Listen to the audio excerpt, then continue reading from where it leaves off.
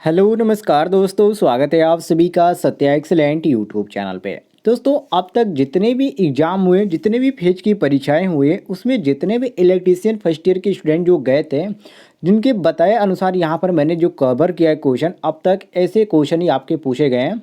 और मैं यहाँ पर करीब यहाँ पर 30-35 क्वेश्चन मैंने ऐसा कवर किया है जो कि हर स्टूडेंट का कहना था कि सर ये क्वेश्चन पूछा गया है। तो मैंने सारे क्वेश्चन यहाँ पर कवर कर लिया है।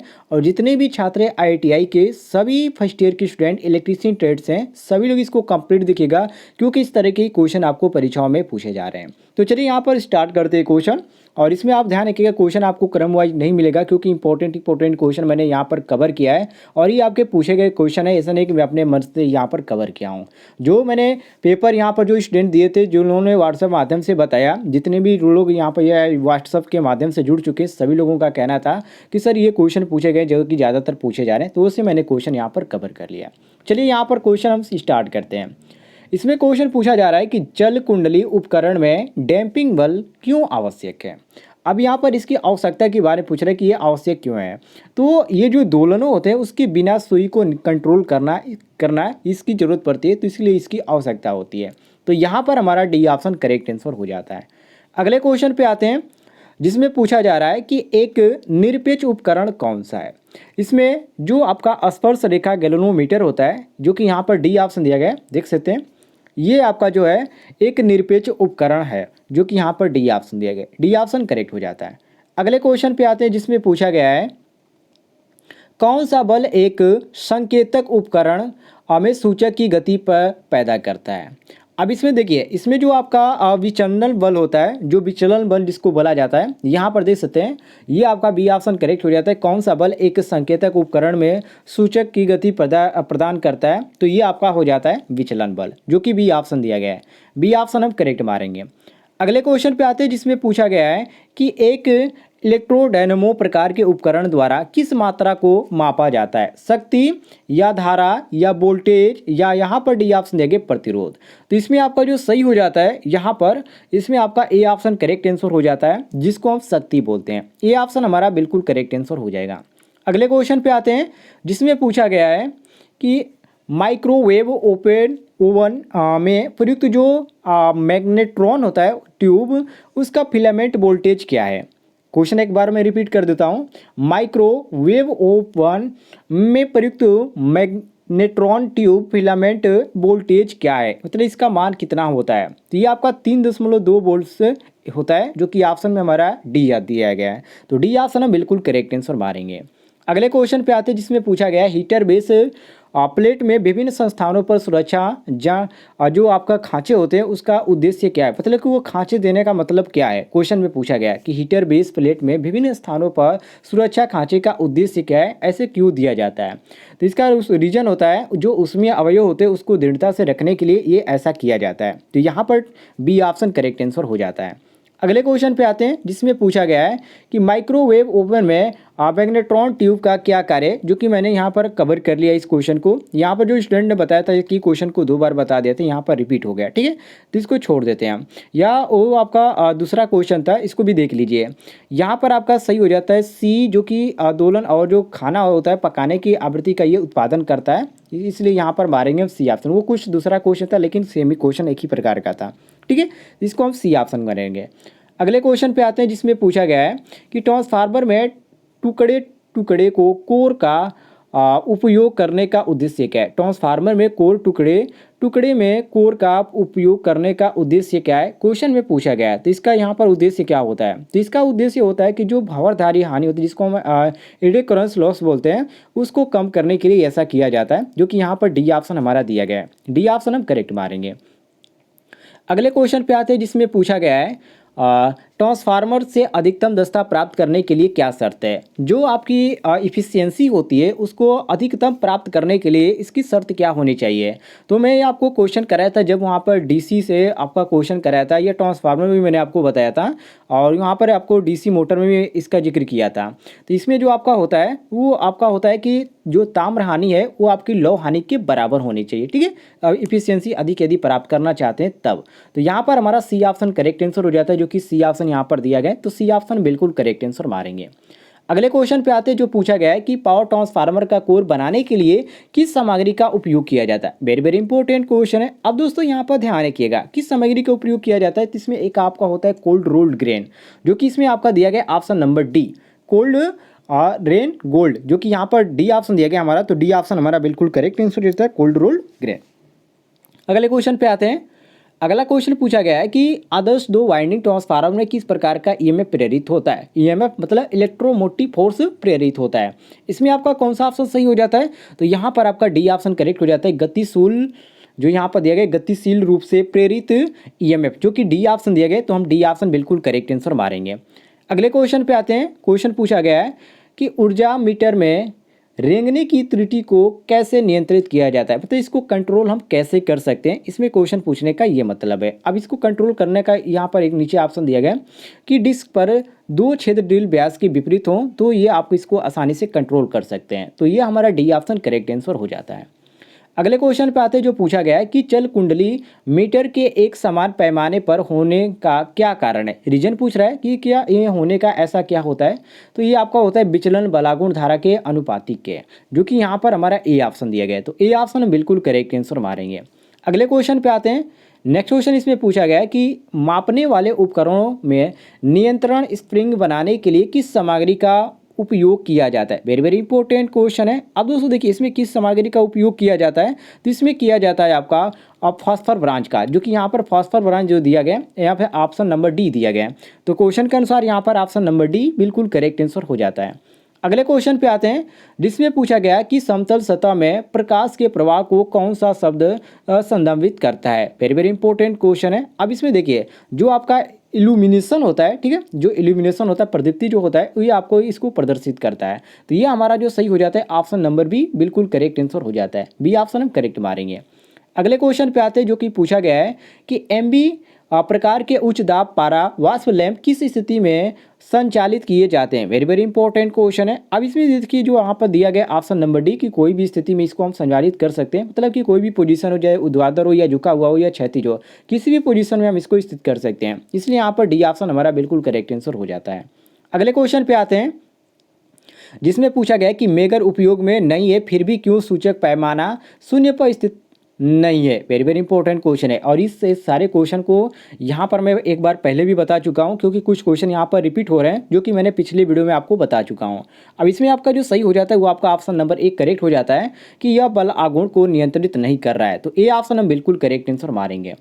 अगले क्वेश्चन पे आते हैं जिसमें पूछा गया है कि उपकरण अर्थिंग की तुलना में सिस्टम अर्थिंग क्यों है। वेरी वेरी इंपॉर्टेंट है, उपकरण अर्थिंग की तुलना में सिस्टम अर्थिंग अलग क्यों है, तो यहाँ पर अलग होने का यहाँ पर रीजन आपसे पूछ रहा है कि ऐसा ये अलग क्यों है, तो इसका जो रीजन हो जाता है कि ये जो धारा होती है उसका वाहक चालकों से संबंधित होता है, इसलिए ये ऐसा होता है, तो यहाँ पर हम सी ऑप्शन बिल्कुल करेक्ट आंसर मारेंगे।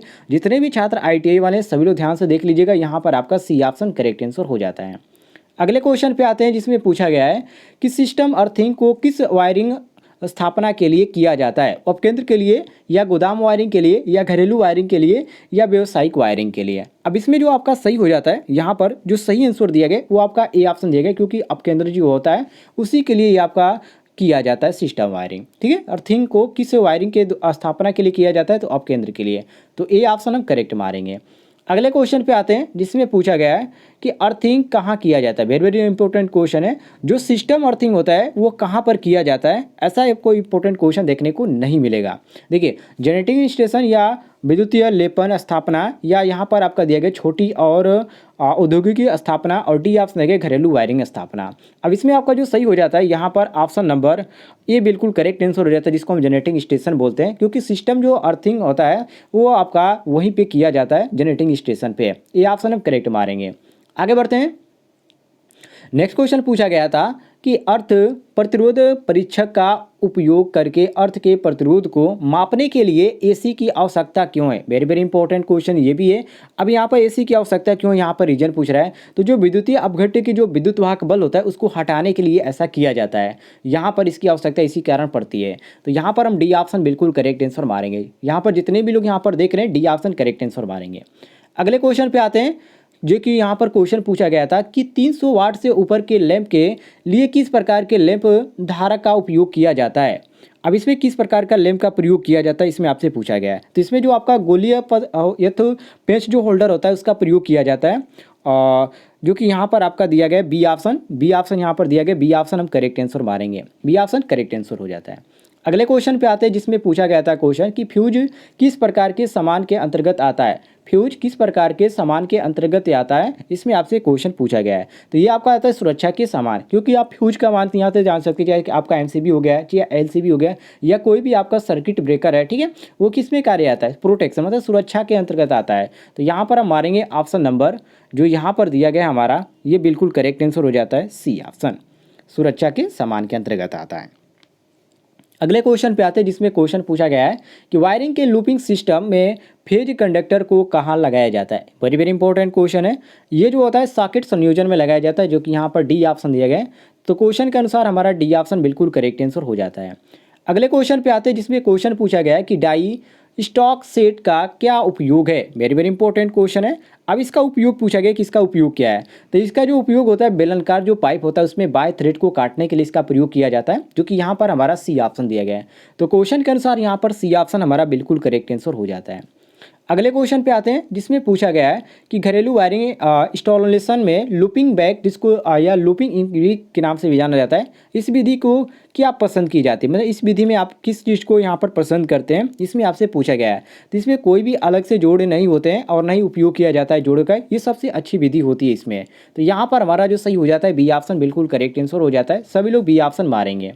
अगले क्वेश्चन पे आते हैं जिसमें क्वेश्चन पूछा गया था कि एमसीबी, मैं आपको कल भी बताया था कि एमसीबी और जो आपका ईएलसीबी हो गया और इस तरह जितने भी आपके शॉर्ट नाम है, ईएमएफ हो गया, इतने के सारे शॉर्ट नाम आपसे पूछा गया जाता है। जैसे कि ई आपका हो गया ईएमएफ हो गया तो इसका इलेक्ट्रोमोटिव फोर्स होता है, ईएलसीबी हो गया तो अर्थ लीकेज सर्किट ब्रेकर हो गया, और एमसीबी जो होता है ये आपका मिनिएचर सर्किट ब्रेकर होता है। अब इसमें जो आपका मिनिएचर सर्किट ब्रेकर दिया गया है वो हमारा कौन सा दिया गया है, ऑप्शन नंबर बी दिया गया है। तो बी ऑप्शन हम बिल्कुल करेक्ट आंसर मारेंगे। जितने भी छात्र देख रहे हैं सभी लोग बी ऑप्शन मारेंगे। अगले क्वेश्चन पे आते हैं जिसमें पूछा गया है कि वायरिंग का टी सिस्टम किस स्थान पर सबसे उपयुक्त है, गोदाम वायरिंग में या औद्योगिक वायरिंग में या घरेलू वायरिंग में या बहुमंजिला में। तो यहाँ पर आपका डी ऑप्शन करेक्ट हो जाता है, जो कि बहुमंजिला में इसका प्रयोग होता है। तो डी ऑप्शन हम क्वेश्चन के अनुसार बिल्कुल करेक्ट आंसर मारेंगे, डी ऑप्शन सही हो जाता है हमारा। अगले क्वेश्चन पे आते हैं जिसमें क्वेश्चन पूछा गया है कि यह प्रतीक क्या दर्शाता है। ये जो आपके सामने है, ये जो आपका है, ये किस चीज़ का प्रतीक है इसमें आपको बताना है। बहुत ही इजी क्वेश्चन है, सभी लोग जानते हैं। ये आपका छत का पंखा मतलब सीलिंग फैन का है, बी ऑप्शन हम बिल्कुल करेक्ट आंसर मारेंगे। अगले क्वेश्चन पे आते हैं जो कि क्वेश्चन इसमें पूछा गया है कि कम धारा रेटेड केबल को उच्च धारा भार से या भार में जोड़ने का क्या प्रभाव होगा। वेरी वेरी इंपॉर्टेंट क्वेश्चन है। अब देखिए ये जो प्रभाव करता है, जो आपका गर्मी होता है उसके कारण ये केबल जो होता है ये आपका क्या होता है, खराब हो जाता है। तो ये आपका जो कम धारा रेटेड जो केबल होता है उसमें उच्च धारा भार को जोड़ने के ये प्रभाव होता है। तो ये हमारा डी ऑप्शन बिल्कुल करेक्ट आंसर हो जाता है। अगले क्वेश्चन पे आते हैं जिसमें क्वेश्चन पूछा गया है कि पेटेंट होल्डर संयोजन के लिए अंडर राइटर की गांठ का क्या उद्देश्य है। ये भी आपका इंपॉर्टेंट क्वेश्चन पूछा गया था। अब इसमें जो आपका सही हो जाता है यहाँ पर डी ऑप्शन करेक्ट हो जाता है कि समान टर्मिनलों के तनाव कम करने के लिए ऐसा किया जाता है। तो हम डी ऑप्शन बिल्कुल करेक्ट आंसर मारेंगे। अगले क्वेश्चन पे आते हैं जो कि यहाँ पर क्वेश्चन पूछा गया है कि वोल्टेज सेल में स्थानीय क्रिया दोष को कैसे रोका जाता है। बहुत ही इंपॉर्टेंट क्वेश्चन है ये। अब इसमें रोकने का यहाँ पर जो क्रिया है ये किया है, इसमें आपसे पूछा गया है। तो इसमें जो आपकी क्रिया है कि जो आपका होता है जस्ता प्लेट, उसका अमलगम करके हम इसको आसानी से इसको कंट्रोल कर सकते हैं। तो ये आपका डी ऑप्शन बिल्कुल करेक्ट आंसर हो जाता है, डी ऑप्शन हम करेक्ट मारेंगे। नेक्स्ट क्वेश्चन पे आते हैं जिसमें क्वेश्चन आपसे पूछा गया था कि कौन सी विधि में बैटरी को कम धारा पर लंबे समय तक आवेशित किया जाता है। वेरी वेरी इंपॉर्टेंट क्वेश्चन ये भी है, सेल से आपका क्वेश्चन यहाँ पर पुटअप किया था। इसमें आपका सही हो जाता है ट्रिकल आवेशन विधि, जो कि यहाँ पर बी ऑप्शन दिया गया है। तो क्वेश्चन के अनुसार हमारा बी ऑप्शन बिल्कुल करेक्ट आंसर हो जाता है। अगले क्वेश्चन पे आते हैं जो कि यहाँ पर क्वेश्चन पूछा गया था कि डिजिटल घड़ियों में सामान्यतः कौन सा सेल प्रयोग किया जाता है। डिजिटल घड़ियों की बात किया जाए जो कि इस समय ज़्यादातर प्रचलित है डिजिटल घड़ी, तो इसमें पूछ रहा है कि कौन सा सेल इसमें प्रयोग किया जाता है। तो इसमें आपका पारा यहाँ पर सेल जो होता है ये प्रयोग किया जाता है, नोट कर लीजिएगा, मोस्ट इंपॉर्टेंट क्वेश्चन है ये आपका। नेक्स्ट क्वेश्चन पूछा गया था कि द्रवों में विद्युतीय धारा प्रवाहित होना कौन सा प्रभाव है, उष्मीय प्रभाव या प्रकाशीय प्रभाव या चुंबकीय प्रभाव या रासायनिक प्रभाव, मतलब किस प्रभाव के अंतर्गत ये आपका आता है। तो ये जो आपका आता है रासायनिक प्रभाव के अंतर्गत आता है, जो कि यहाँ पर डी ऑप्शन दिया गया है। तो क्वेश्चन के अनुसार हमारा डी ऑप्शन करेक्ट आंसर हो जाता है। अगला क्वेश्चन पूछा गया था कि सौर सेल में तापमान के संदर्भ में निर्गत शक्ति पर क्या प्रभाव होगा। ये भी आपका इंपॉर्टेंट क्वेश्चन है।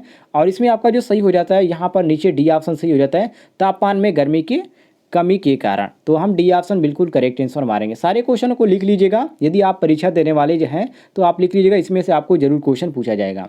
नेक्स्ट क्वेश्चन पूछा गया था कि डिजिटल घड़ियों में सामान्यतः कौन सा सेल प्रयोग किया जाता है। तो डिजिटल घड़ियों का मैंने आपको अभी बताया पारा का प्रयोग किया जाता है। ठीक है, यहाँ पर 2 बार क्वेश्चन यहाँ पर रिपीट हो गया। तो दोस्तों ये थे क्वेश्चन जो कि अब तक एग्जाम में ज़्यादातर यहाँ पर रिपीट हुए क्वेश्चन है। सारे क्वेश्चन को आप ध्यान से देख लीजिएगा, और यदि आपको किसी क्वेश्चन में कोई भी किसी प्रकार का डाउट हो रहा है तो कमेंट में जरूर बताइएगा। फिलहाल दोस्तों मिलते हैं नेक्स्ट वीडियो में।